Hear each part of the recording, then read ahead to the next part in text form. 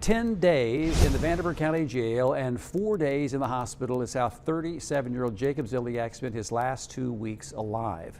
Now, 2 years later, his mother is suing the county, saying the negligence of those in charge caused her son's death. 14 News investigates. Caroline Klapp sat down with her to learn his story. Caroline joins us live with this 14 News exclusive, Last Days Locked Up. Randy, this is what 37-year-old Jacob Ziliak looked like when he was booked into the Vanderburgh County Jail on August 6, 2022. Now, this photo on the right is what he looked like the day before he was taken to the hospital on August 14th. He died from a staph infection and organ failure. You're about to see some of the surveillance video of his last days. Some viewers may find it disturbing. He was artistic. He liked doing things with his hands. He had a Harley, loved it. This is how Cindy Ziliak wants to remember her son.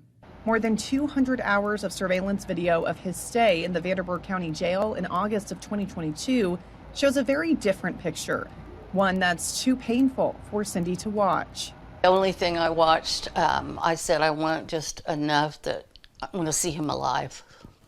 I just can't see how anybody with any empathy whatsoever could look at that and ignore it. Jacob Ziliak spent about 10 days in jail from August 6th until the 15th in 2022. Court records show he was arrested for not showing up in court. He was facing charges of leaving the scene of an accident. When he was booked into jail, attorney Jeremy Schnepper says he had a fever of 100.4 degrees, so jail staff initially put him in an isolated cell. He's explaining to officers, I've felt sick for a while, I really feel like I need to go to the hospital, and the officer just shakes his head no. Schnepper says he watched over 200 hours of surveillance video of Jacob's time in confinement. I think he was essentially caged and treated like an animal.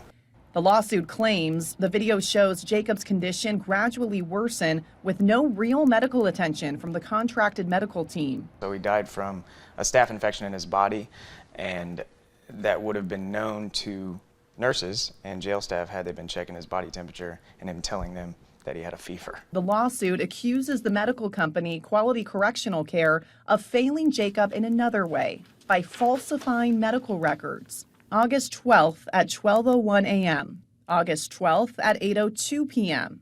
2 times medical records state someone came to check Jacob's vitals. But as you can see in these videos, no medical staff appears during these times or in the several hours that follow. Medical records show the last time someone evaluated Jacob here at the Vanderburgh County Jail was on August 20th. But Jacob had already left the jail on August 15th. An EMT has brought him here to Deaconess Midtown, where he died on August 19th. So he had already been dead the day that last medical evaluation was entered at the jail.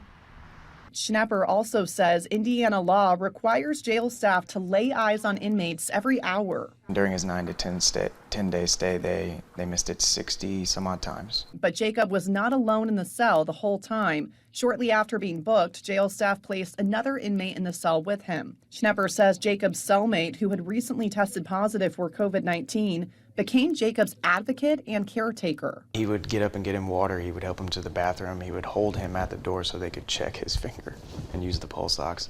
He tells jail staff, there's no way this guy's had more than 200 calories since I've been in here. Like, if you see what's left of that cookie right there, that's probably about the most he's eaten.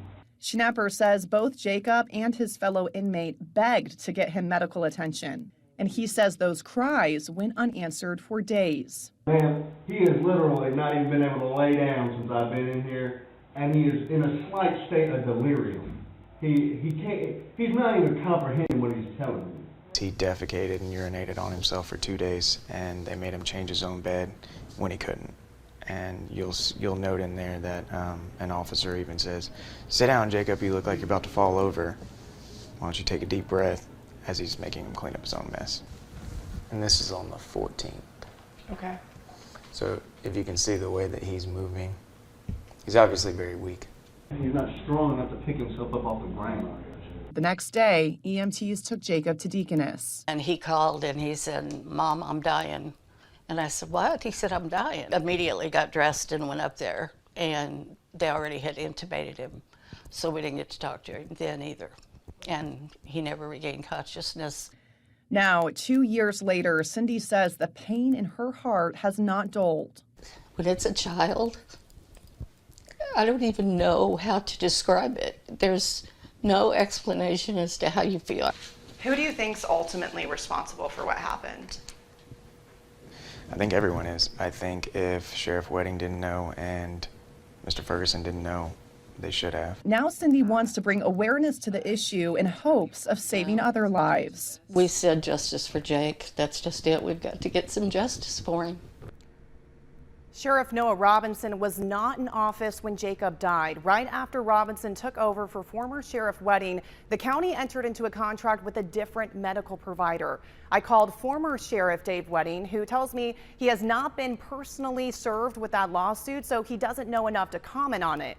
I also reached out to the county attorney, David Jones, who says they cannot make a comment on pending litigation, as well as any other county employee. This afternoon, I received a statement from the medical company who used to contract with the county. It reads in part, Quality Correctional Care remains committed to its mission to serve all stakeholders with empathy first and foremost and provide care. They go on to say they cannot comment on specific cases due to patient confidentiality. You can read that full statement on 14news.com.